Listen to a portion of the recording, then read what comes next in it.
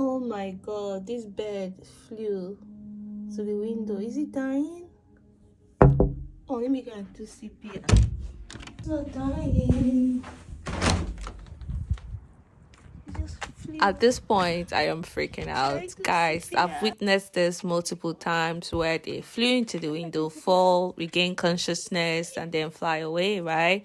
That was just what I wanted to record. That was why I brought out my phone in the first place. But looking at this one, not regaining consciousness, I panicked, I freaked out. I had to go call someone for help. He's broke his neck, so it would have been instant. I just felt I was trying to see if I could do CPR. I don't know. No, I heard the bang. You heard, right? I thought it hit the window around there. Oh my god, so sad.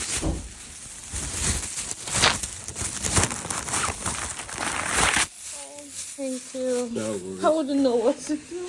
It's not a lot you can do. Oh, All right. bye. Bye.